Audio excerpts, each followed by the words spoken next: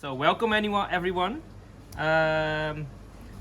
So originally it was planned to have 4 consecutive trainings, so you guys have some foundation and know your walkabout and work around the bar. But since we won't have actual practice to do after this training, since we are closed after 5, from Sunday on, this will be the first one, and then we'll cut until I don't know when we open, but then we'll continue again, because otherwise it makes no sense when we give the training but you have no actual moments or time or experience to gain in real life. And this is how you learn quickly, is when you apply the knowledge immediately. So this we have planned this already and everyone is already here, so let's get the basics started. So they will just go about the foundations, just the bar.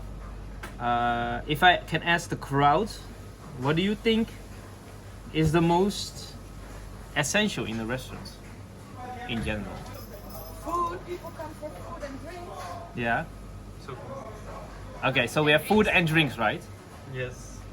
And what would you say is the KPI, the key selling points of Geisha Lounge? The drinks. Yeah. The drinks. Alcoholic beverages. Alcohol. Very We have correct. also non-alcoholic beverages. So one of the parts of our concept is we have enough and a wide range of selection of food that are good, but we also have a wide range of selection of drinks in every category imaginable. What does that mean? If you think about a wine bar, they only have to be knowledgeable about their wines. If it comes to the barista aspect, they probably don't even have, I don't think they have like espresso macchiato. When it comes about the gin tonic bar, they are experienced in the gin tonics, but when it comes their tiki cocktail, I don't think they have more than 2 types of rums. If it comes about some La Cubanita, and they have maybe some cocktails, but if you go into depth about can I get another type of Negroni with different type of gin and vermouth, they'll be looking at you like, what the fuck you're talking about? So it's a double-edged sword. One side, we have enough selection for everyone here. Doesn't matter from which background, which culture, if you drink or if you don't drink, you like sweet, sour, bitter, whatever, we have everything in-house, and this is the concept as well. Doesn't matter if you're a boy, girl, old, young, there is something for you here to drink. And you can treat yourself to better things, and it's not only limited to cheap stuff.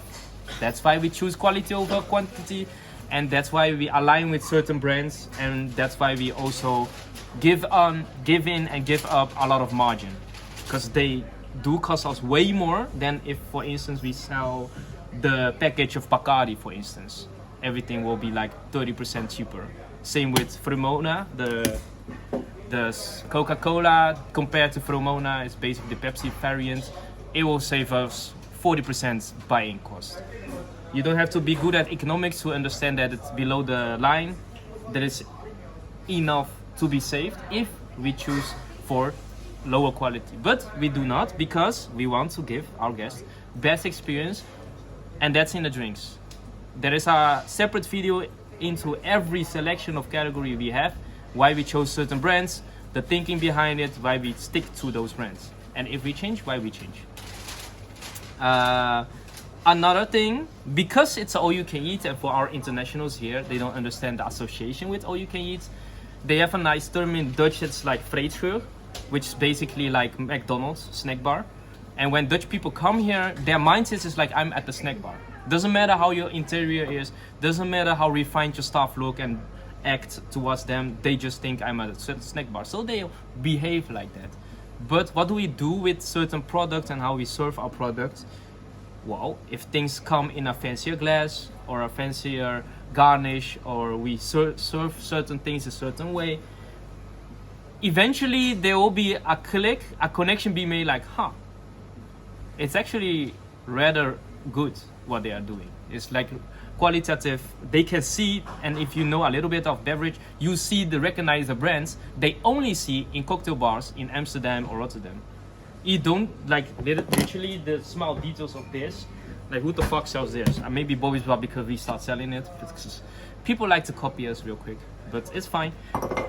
So how often do you see this? Never. Well, cocktail bars they do. Like Shania is probably used to seeing this. Like in Amsterdam, she goes to the cocktail bars. They'll probably serve this. But this, like for us to buy in, is like €1.10. And if you go like show for 10 where we had before, it's like 40 cents. You see how much that is a difference? While selling price wise, there's not much difference because the show for 10 was 280 I believe, and now just €1. So we give in 80 cents, the guest pay 20 cents more, and you, if you do a little bit economics, you know always there is a markup percentage, and we definitely like give up on that aspect, but it's fine.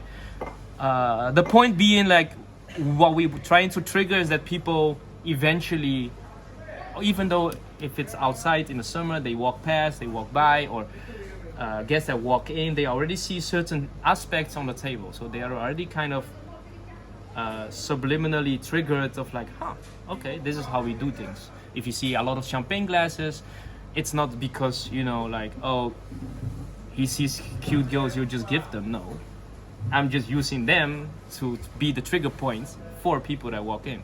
Because if you walk in and you see, oh, champagne glasses, you're like, oh, you might not actively think it, but in your back of your mind, it's like, oh, this is what you drink here. That's why certain places like Harbor Club, Inno Art, Cafe in the City, they always sell Moet. Because why? It's what they do. It's just what they do. Or if you go to Villa Italia, they put bottles. Why? If you go to Nassau, you don't do it. But if you go to Villa Italia, you get bottle service. Why? Because you see people doing it, and that's how it works, like human mind. You see and you do, and it's like, oh, this is how people behave here. So I'll just, how do you say, adapt that role kind of the whole environment. And that's what we're trying to do. So, as you can see, it's really elaborate. And I always tell people, understanding the bar is the most essential part of Geisha Lounge. I know, like, there will be multiple workshops on how to have conversation and steer the conversation in a certain way so people think you're the best woman on earth. We will have those workshops as well, and it's a different aspect, fucking different topic as well for another day. But this element, it's actually even more important because we promise a certain thing, eventually we have to deliver. You fall short when you promise a certain thing, so we have a wide range. And our staff is not capable of serving it in a certain way, then it seems like, oh, they're just like fronting, you know? They just wing it.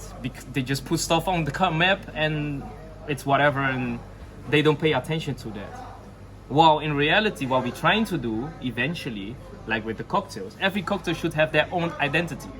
It's not like one glass, like as you see in multiple places, they have maybe 5 glass types, right? 5 types of glasses, and this is where everything goes. For us, every cocktail has their own identity. We buy like fucking fresh fruits and stuff, and that's one part. The same with actually the beverage, the wine, and there will be multiple things we can teach in future workshops. Okay, let's get to the heart of it. When you are assigned bar, let's get first the foundation. This is your station. When you're assigned bar, your station is basically your bedroom, how I would always give the analogy. What do I mean with this? You want it to be tidy, you want these things, what you have been there when you look for it, right? And things just should be at the places where they are. When you need it, you grab it. At least that's like how normal bedroom should look like. It's the same here. And why do we keep things at a certain places? Well, if most people adapt the same locations, obviously there will be like nuances, how you put certain glasses, where you put the lemon, whatever. That's up to you. I always teach everyone, just like, if you're the bar, this is how you divide it in a way that's the most efficient for you. Here, efficiency is key. Literally, efficiency is key. The first rule definitely is being every second count, but we'll go into that later. And for now, everyone's like, okay, why would every second count? What the fuck does it even matter? But when things get really busy, every second adds up. And then you have, when you're efficient, you only have time left. You're not chasing behind stuff. Because you never know when the ticket system is gonna spew out like 10 tickets. You don't. So when you can finish things real quick, do it the fastest way, even though if it's just one ticket. Just make it your second nature to be fast. But that's, we'll go into later. So your station. Divide them in such a way that you, even without thinking or without looking, can grab it. This is already the first step to getting efficiency. Because if it's somewhere where you put it and you don't have to think about it, it's just like, right? And certain things, and I'll show you later, if you can do more efficient, try to do it on that way. So, then second thing, so you have to set up what's most efficient for you, that's one. Second thing, preparation is key. Again, even though there is not a lot of tickets, even though maybe things are really slow, you never know when the rush is gonna come. People go. Most of the time they just come in waves. If you stand here long enough, you'll even start to know when it is time to do what. And the most, I think, difficult, tough thing for everyone that's starting in a bar, you have to be really quick on the feet. Every minute you have, you can do certain thing, do it. Like those dishes. For instance, there's nothing, right? Or there is something. So for instance, if there is 3 tickets coming out, I'll grab it. For instance, it takes more time, like coffee and tea, but I was almost finished doing that dish. So there was like 6 glasses that to be done. I will finish that 6 glasses, put this in already, get it started, then go back here, start with what I'm trying to do. Meanwhile, it's gonna wash, right? You don't want idle time. I'm not gonna explain how we can achieve it with other things. You don't want idle time because this is not gonna wash. Then you're gonna go there, do the coffee, whatever, come back, serve, right? Here, go. Then more tickets gonna come out. This is probably finished. What I'm gonna do, first grab the ticket. If there is water or wine I can grab here, already grab here. I'm gonna tell it later. This part I'm gonna repeat. I'm gonna grab here, grab it here. If it's something that takes a long time, same thing. I'm gonna leave it here. It's not gonna run anywhere. I go back here, grab the thing open, do this, and I'm gonna show it later how to do it. And then you load out the dish first. It takes you 1 minute maybe. Come back, do this thing. Maybe there are glasses, right? You finish, get someone to do this. Go there, try to wash some things. Check there, tickets comes, go to the tickets. If it's something quick, if not, leave it again. Go there, wash, fill this on, put it in, start, come back. If it's like a cocktail you can make real quick, go there, make the porn star, come back. Because the colas and stuff is literally 2 seconds. It shouldn't take you more than 2 seconds. If it does, then you should just watch this clip back, how you do that in 3 seconds. Especially like the beverages that you just open. Okay, so preparation. I already jumping ahead of things, but it's fine. Preparation. So what do I mean with this? You have certain things you prepare, right? Like this. Even how I take this, right? The whole stack. You see? It's like, it's already ready to be. Had je dat? Everything is less friction. Same thing here. I don't even count. You just like go. You know, whatever. If it falls sideways, and then lime, the same thing. You do, and then you can do this. Stack. These you can prepare, right? But that's not the only thing. If I were you, this is just what you have to learn. This smaller glass we do for the tonics. Anything tonic, you do this glass. This bigger glass is for every other beverage, if that makes sense. So Coca-Cola, Sprite, Fanta, Cola Zero. This is also for water. Smaller glass. Sparkling water, flat water. Rivella. Really good. So basically the refiner things, the smaller bottles. And this is obviously for iced tea. Yes? No ice, no water. Yeah, we'll get to that. Okay, if I were you, I would these glasses, certain sections, put them in the same section. 'Cause now, going back to efficiency, I have to check where was my bigger glass and where is my smaller glass. Because I can see real quick. But if you're new to this, you might search around. You don't want to have the search moment. You just want to, like I said before, grab it. It should be the glass what you want. How do we do that? Preparation. Prepare these in sections so it's always that place. Then, going back to preparations, for tonics, we give lemon. Oki never does it, unfortunately, but it's actually a hard requirement. Lemon, tumbler, ice. Every tonic. Yeah, every tonic. So in ginger ale, tonic, bitter lemon, always just the same thing as this actually. Okay, the glasses, if it's like this, don't put it. So preparation, same thing with your bar, right? No, fold the bar episode. This is one section you have to familiarize yourself with. Just remember everything that's popular in front of you. Less popular this side, even less popular this side. This is just one thing you just have to memorize. Eventually, if you're divided to be bar 5 days in a week, then I'll probably tell you arrange it in a way that because you're the person that's behind the bar the most often.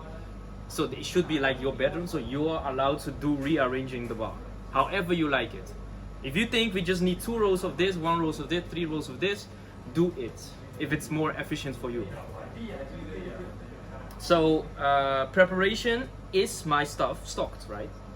When you come here, you start at 2 or something. You just the first thing should be like, okay, what's missing? What's and that's one thing. I don't know why it takes so much time. You just like literally write, or how I used to restock is just write cola 8, cola light 3, but I don't even write like that. Usually, if something is already 2 rows, we take in half sections. So if you have like 2 sections here, 2 sections here, you already know like during the night, we're gonna need at least 1 tray, at least. If this only has 2 rows, you'll probably think, okay, maybe we just need like a spare 8 bottles or something. Because in here it goes like 7 or 8. And anything beside that, you'll notice during the night. For instance, if the first group come and they order 4 tonics, and then after 5 minutes you have 2 more tonics, like in 10 minutes you already sold 6 tonics. Your mind should go, aha, that's never gonna be enough for the whole night. What you're gonna do then, besides your normal preparation, you go there or go in the back storage place, grab more tonic, because you already noticed this is gonna be a tonic kind of night. Because the same people are gonna sit here like 3 hours. These kind of things, you should, like your head should go like, oh, 8 casses. Like the first 5 minutes, already 8 casses going out, and you know you only have 2 rows. In your mind should be like, aha, it's got like casses kind of night, I'll just grab more casses. But normally you just prepare normal. So basically a whole tray of this, whole tray of this, half tray of this. All dependent on how much rows they have here. The beer is more difficult, but again, during the night, if you see more of a certain beer, like, I don't know, Triple Carmelite, you sell 5 the first 10 minutes. Those people gonna probably drink another beer. So that's in 15-20 minutes, another 5. Your whole fucking stack is already empty. So besides grabbing more storage, you should immediately refill if there is time. Meaning, if tickets coming out, it's a short, easy task, do it. Everything easy. Same with the cocktail, we'll talk about next training. Always start with something that's easy, because that takes you no time at all. It's just like just done, then you can restock whatever. But while restocking, a ticket comes out, I would always try to look if I can do it real quick. If I can, I would make it real quick. Again, I would just stop what I'm doing real quick, go back. So we have preparation, you know the glass types. We're gonna have wine glasses that are printed in 4 weeks. They're gonna look different than this, but there will be a line where you have to stop. But for the wine, yeah, you just stop at the line. Ja, dat maakt niet uit. So for the wine, just stop at the camera. Wine glasses, every wine. We are not a wine bar, so we do not differentiate between red wine and like sweet wine, dry wine. They usually give different glasses if you're like really chic. We don't. This is wine glass. But for fruit juice, I know we don't do it now, but it should be like orange juice, apple juice, wine glass. It's more chic. All right. Okay, so we have to rewind. Setting up your station, doing your preparation, and then you're ready to go, right? What I prefer, usually, I make room here. Why do I do this? Because now I have space here for my beer glasses. Again, efficiency. You don't want to do like, if you're Theodore and you're tall, it's easy for you, but if you're Jill or Viola, probably easy if it's just here. So prepare beer glasses here as well, right? I already put the ice there. Wash your hands always, because I'm someone that grabs the ice with my hands. I know that's gonna see, but that's literally what bartenders for. I've yet to see a bartender that actually uses this for their glasses. Few things I want everyone to adopt.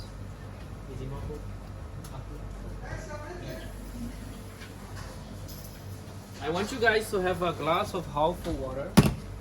Just have it here for the ticket. Do this for every ticket you finish. Wet it on the side and just stack it up in a row, so it's like, if you go in depth, do it in the order that they come across, or the most heaviest. Two scenarios. Why? You want the waiter, the server, to first offload the most heavy stuff, so put them in the first place. Then along the way, which is the closest tables, you should do that as a bartender already for them. You sort it for them. So if you finish a ticket, just do like this, put it here.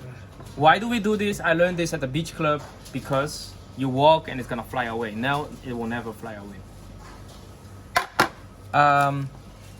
About the tray, how I do it, the heaviest stuff always in the center. How I always teach people, like the servers, put your heavy stuff in the center. Same with the bartender. Think for them.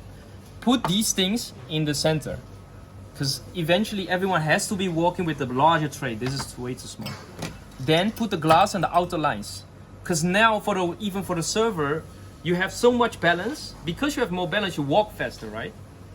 If things are easy and safe, you just walk faster because you know it's never gonna fall. But it starts here. Heb je nog genoeg licht? Yeah. It starts here, right? So you put the heavy stuff, the bottles here. The glasses are round.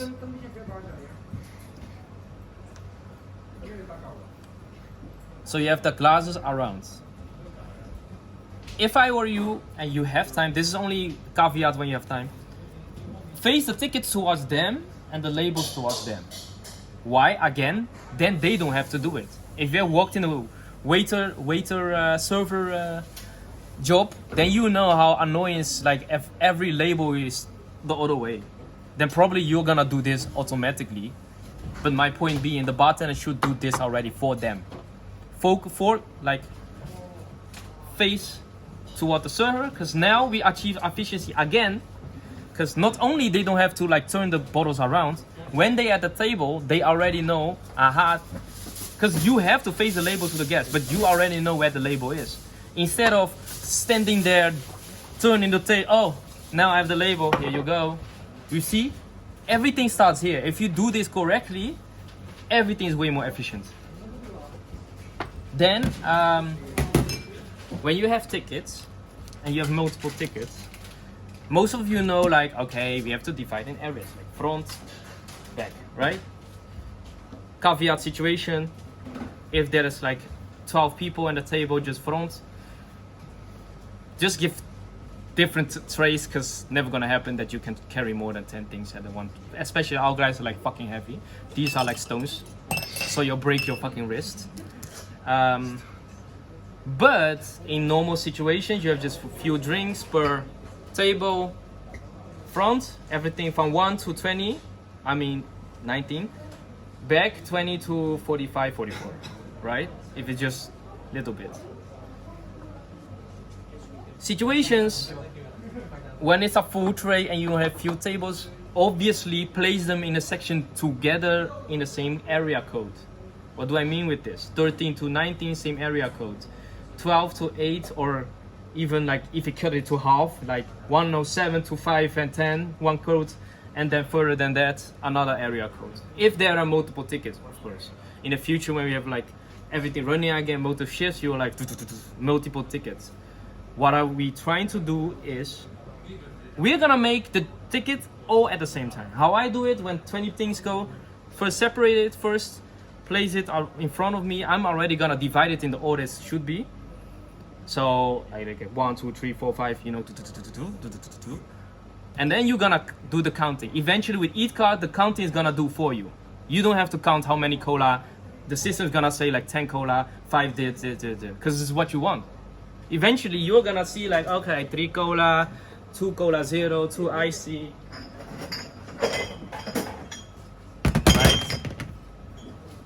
This is in the case when you have multiple. But if you only have 2 things, and now I think Fiola's like seeing the things I'm trying to say every time for everyone. When you only have 2 things, just go like, always grab like this. If you can do bigger hands, 3, preferably 3. Grab it, never let go. So I don't have that bigger hands, so I always do like chick. I never let go. You can do even like mid-air. And throw. It's like literally from the fridge to the tray. Same with the wine glass. If I have 2 wine, I already put it on the tray. You don't just first here, then here, because there's already another step. You want to eliminate any steps. Just there to here, immediately to the tray it's supposed to be. You should already have divided that in your head because you have the overview in front of you. So you have to calculate a little bit, and that's requires a little bit of training because I know it can be difficult. You see too much information. But always start with easy stuff. Always start with the beverages. It's really easy, right? This is like cola, ice. You just have to open. With the waters, you should already grab the water when tickets are already there. So if I see tickets here, it's like it's facing towards you, and you see flat water, 1 big bottle, 2. Already grabbing this and the ticket. When I'm here, I put those big bottles on the tray. I have the ticket. I'm not gonna see the ticket go back for the water and come back. No, you should have those things already. Even if this beer that's here, or the bigger colas. When you see the ticket, it should already in your hand when you're grabbing the ticket. Because you don't want to go back. Again, efficiency. So, okay, you have water, but put it there. So when you open things, try to learn yourself this. Never let go. Open, chick. You see how I do this? The lid is in my hands, I throw it away immediately. Again, you don't want to have like situation when the fucking bar is full of those things. Caveat situation. In that bag, when it's like this, now it's more efficient for me to do, right? Because now I'm gonna place everything on the tray when it's opened. This empty space, I'm gonna do this, every cup here. In that case, then it's more efficient. But you have to think how it's supposed to be. For the wine, this requires training, but if you can film. I'm not gonna do it perfectly, but when you grab this, you see what I did? This is step 1. Just train this. You don't have to even look. Why? And then you see what I do? It shoots in one spin, it's already open. You are not standing there doing this, it takes too much time. And while you do this, so it's like one motion, the same with the cocktail bar we're trying to tell you, everything is one motion. So you open, it's already there, and it's already closed. So it's like one motion, G, G, G. You see, everything is just, you try to teach yourself efficiency. Every step, if you can eliminate a step, eliminate it. Because now you never let the bottle go. You just literally lift it up, pour it in, it's back. What did you do? Nothing. Just like, you see how it's gonna be. And if it's multiple, then put the glasses close to each other. When you see 3 wines, then okay, caveat situation. There's always a caveat situation. So you have multiple tickets, and you have 5 sweet wine. You calculate it as 5 sweet wine. Then it's not wise to put it on this. Why? Because it takes me more time to do this than if everything is together. Because then I'd rather you do like, what can I show? Water. Yeah. I can do pour wine for you guys. Then it's maybe easier. And you're gonna spill a little bit. But if it's really busy, I don't mind that much. But it's 5 glasses. I'm trying to teach you that you have to turn because you already get the rotation. And it's gonna like really spill out. And if you're in the midst of it and you're like warmed up, it's gonna be just fine. But it's way faster than do this. It's same when you guys are like with cocktails different, but only with wine it's faster when you do this. Because otherwise it's gonna take a lot of time. The same thing you're gonna see me do like with Sprite there. I'm just gonna turn this like this, because you get the rotation already and it's gonna come out faster. Even that takes time, and you wanna eliminate time. Everything you can save up. With serving the drinks, you're the first check, the server second check. In our training of service, we'll talk about that. But as a bartender, your first check is gonna be like, holy shit, what the fuck? This is not okay. Certain glasses are just really dirty and you see it, just put it away. If it's a lot, if it were me, I would just like wash it real quick with enough soap, rinse it real good. Just, you're the first check, it should be clean. Glasses, like a server, never hold it above the half. It's like an unspoken rule. Everything below the waistline, just like go here, below. Cause our nasty finger is gonna leave us print if it's like this. So always like this, same as a server. You never serve like this. Just not how you do it. Or this. This is the worst you can do. No. Don't do that. Okay, so like this. If you have multiple things of the same section, so Isam mentioned wine, and you have 3. Well, first of all, I would suggest everyone just learn eventually how the color's gonna look like, so you always know. But as a bartender, you just tell them, usually the first item on the ticket is what the wine glass is on. Then the second ticket item, and then maybe if a third. But tell them like this, but this is already on the paper, so they know you go by order. So the wine glass is in by order. And they don't get confused when they're at the table. Order of things. I see a lot of people trying to do beer and coffee first. No. So first of all, again, the easiest thing, beverages. Then we have water. Where's water? Water. Right? Then we have beer things. Again, with the beer, same idea. You're just gonna grab 2 beer bottles. Put it here. And then we search glasses. If you're gonna grab glasses,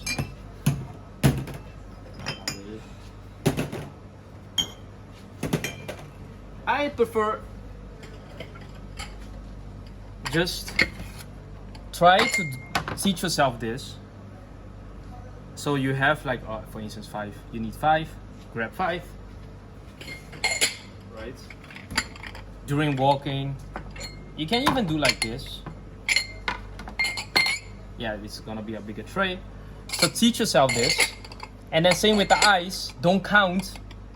Just, I usually go in my hands and like, look, this we cannot use. In average, use 2 cubes, 3 cubes. If it's Red Bull, if it's tonics, more ice. Definitely tonics and Red Bull. And mineral water, because it's mineral water, we do not ice cubes. We do not add ice cubes, but then you add tap water with your mineral water if it's melting. Gezondheid. Again, about the order of things, you save beer and coffee for last. In a situation if you have both, then if something is finished, first let someone serve that first. In my experience, just do beer first, because easier, do beer first, put it down with the rest. Get someone, this is the time where you get like, grab someone and let them serve this first, then you go there, do the coffee, and then they're gonna come back and you have the coffee already finished. With the beer, if you have time, because sometimes it's more busy, at the coasters, if you have time, I prefer you guys finish the ticket first. The waiters have more time sometimes, but serve it with a coaster with beer. So you do beverage, water, any other beers, wine, glasses, add ice, beer, coffee. If beer and coffee is finished, always serve immediately. For the case of beer, the foam is gonna go down, people gonna fuck you up in Netherlands.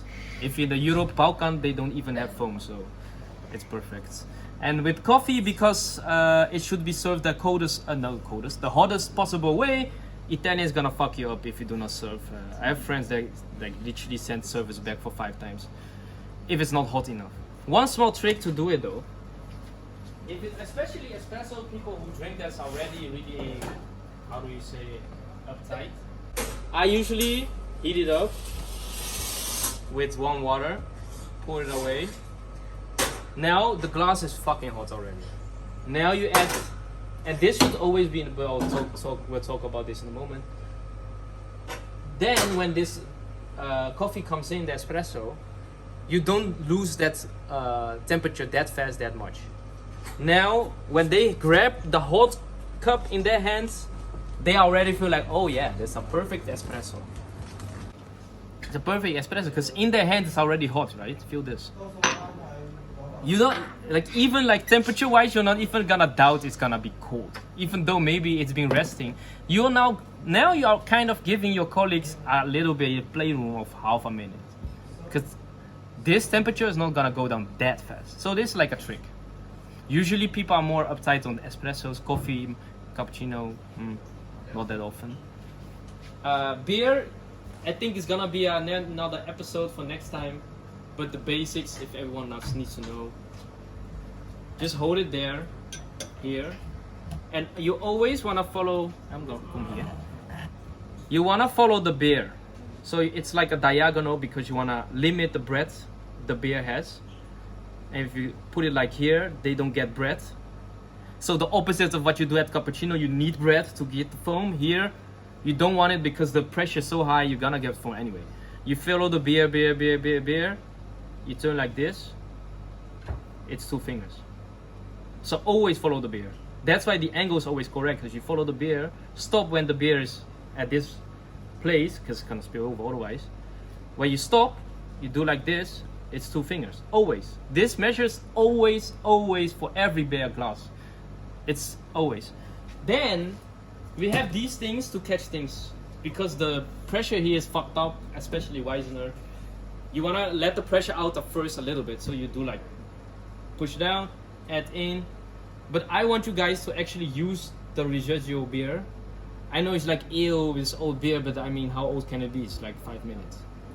And you're just gonna add a little bit like this. This is also a trick to catch the pressure. Because now it's not like gonna hit the bottom real quick, but now it's gonna be caught with liquids. So for Weissener especially gonna be useful because it's not like going down that fast with emptiness, and because the bottom is empty, then you get more pressure reaction. And now, if you understand a little bit of physics, when there is water to catch things, gravity, it's a softer landing. So especially for those with a lot of foam, this is gonna help you a lot, because now it's being caught by other beer, the same beer, but less pressure, so you don't get the foam reaction. In cases when the pressure is really high, like the Weissener, again coming back to Weissener, you're just gonna let the foam go over. Because eventually the foam is gonna be like this, but the beer is not there because you had so much foam. Let the foam be caught by the glass because you are gonna use it anyway later. Always do that. I don't care if the guests see it because otherwise we spill a lot beer away, and we have not the biggest margin on beer in comparison to our competitors. That's why they Dance have their lower price because they buy in maybe at the half of the price we buy in. Yeah. I think you should clarify about the small bottles used, cups. What bedoel je? I don't think everyone knows they're used to catch the. Yeah, that's what I'm saying. You just put a little bit of the small glass here, do the beer, Yeah. and then you know, oh, this Budweiser.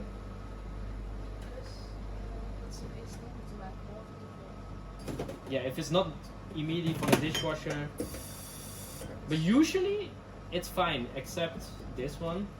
These it's fine if I go dry now. But the beer will die faster. That is true, but if people are thirsty enough. Oh, any mixed things is 30 ml. Whiskey, cognac, vodka, Red Bull. Don't toss the ticket there. Since you guys know English and brands, if it's vodka Red Bull, just go to Viola, grab the fucking vodka, grab a glass, do 30 or the measurement, add ice there already, grab the Red Bull from there, put it here. Eventually, at the same time, Viola didn't even know you were there, but you finished the vodka Red Bull. Instead of that she has a ticket vodka Red Bull, because it's that easy. Just add vodka, ice, and do a lime more classy. Grab the Red Bull or cola, whatever. Do it. Just this is easy. Rum cola, rum whatever. Cassis amaretto. I don't know. Just go there, grab it. Eventually, the ideal situation when you guys are all trained, I would parallel what is there here. Why? So you don't have to walk there to do the mojito, for instance. Doe je dat? Spiegelen. Dat je maar simpele dingen, wat je kan bouwen. Oh, zo, ja. Weet ik veel, de Velvet Elvis, de chill, all those build stuff, it's basically a mixer. Ja. All those fizzes, basically a mixer. You don't need nothing from there if it's already here. Because a lot of things we don't even need. We just make space for things we do need. And if you have a vodka Red Bull, you just grab vodka, ice, Red Bull. It saves everyone time. Ja. And that's the same for if Henk is standing up for cocktail, he does not get the annoyance of, oh, do this, everything. Well, it's literally like not even 1 minute for you. So eventually it's the idea that you guys just can grab it. But it's 30 for your How do you information. count? 21, 22, 23. But have a measurement if you don't trust yourself. The logic behind 30 is like a shot glass 30, and when you go in the city or clubs, it's always a shot glass. You pay that amount. When you do things, do with certainty and conviction. I see a lot of people like doubting. Like, just go. And you'll see, like, if it's too much, yeah, just go. If it's too much, grab another glass. Whoa. Grab another glass, toss a little bit there, done. It's faster than you do slowly. Eventually, hopefully, when you do this more often, you just know. Literally, you just know when to stop. You feel the seconds. That's why you see when we are there at the cocktail, you see me never measure anything. Because you just know, it's like, it should be that you see the amount going in. So it, like, in your head, you already know, like, oh, it's 20, 30, whatever. Conviction, certainty, same with the opening. Don't fool around, just do open. Like, just open. Don't doubt yourself. Same with the beer, that's the worst, when you doubt here. You're just like, what do I do? The half a second, you already have a half a glass full of foam. Because you were doubting. But when you do like this, there's no doubt, it's already beer. And then you have a finished beer. Finish. Same when you pull, it's like a lever. Jig, jig, done. And same with when you are at the cocktail bar, you do like jig, jig, done. Right? But because you're doubting, you're like, the doubt gives extra seconds, and then the measurements are wrong because you were doubting. You're like, oh wait, is it 22, 33, and eventually end up with 60. And you're like, huh, how does my Long Island half a glass? Well, you were thinking too much instead of really counting. When you restock, I try to do it with as much as possible. But obviously, when there's one item that's running out real quick, restock. General rule of thumb: when the half is empty, it doesn't matter how many rows. If it's 8 rows, 4 empty, restock. If it's 2 rows, 1 empty, restock. If 3 rows, 1.5 empty, restock. Rule of thumb, usually.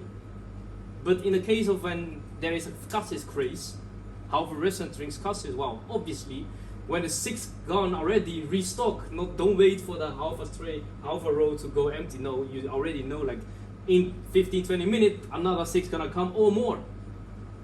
So do restock already. Just when you have time, try to restock. When you do it, kom even deze kant. Okay, grab the things you need, put it in a tray. Do it open. You know how my feet is against the door here? It's not going down. When you do stocking, it's like supermarket. Is that FIFO? FIFO. So you do FIFO. Because the things have to be cold. What I do now, remove the things that are cold of the remaining half, or I add to the other half. Kan je dat volgen? So this has 4 rows. This has 4 rows. Push everything against the side as much as possible. Since you do the bar, remember this left side is cold, right side is not. I remove any excess sparrows, right, from here. If you want to fill this, I want you to do the same as I did with the glass. This hand's gonna throw it to here, and you don't have a look. And the order doesn't even matter now because you can press it against it when it's finished.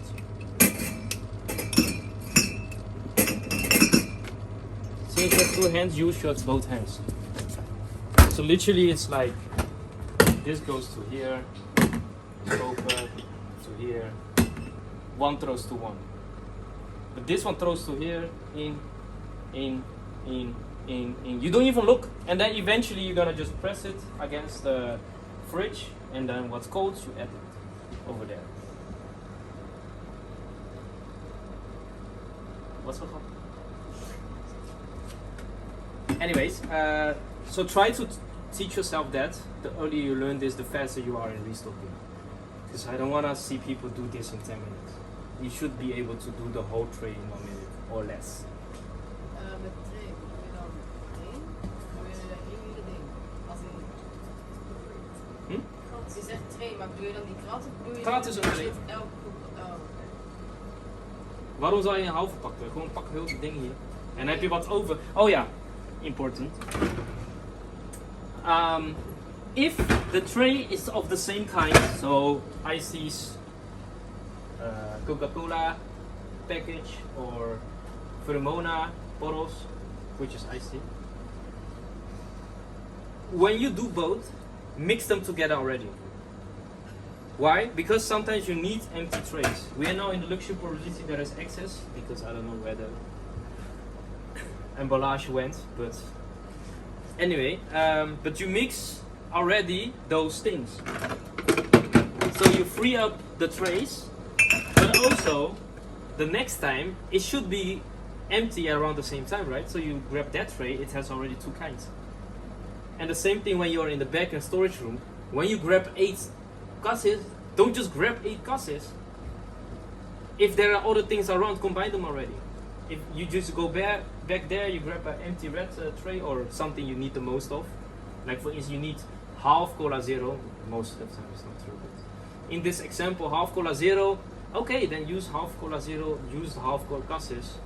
Then you have half Cola Zero, half casses. And then the same and the same. But if you restock here, combine them as much as possible already. So when things run empty, you have empty crates. Otherwise, you're short of crates. Yeah, now we don't have that problem, but in the usual situation, you will have shortage of. Important about the wine. Usually, it should be enough what's here. What we have now is like 6 bottles of each wine that is served by glass. Over here some, over here some, over here some.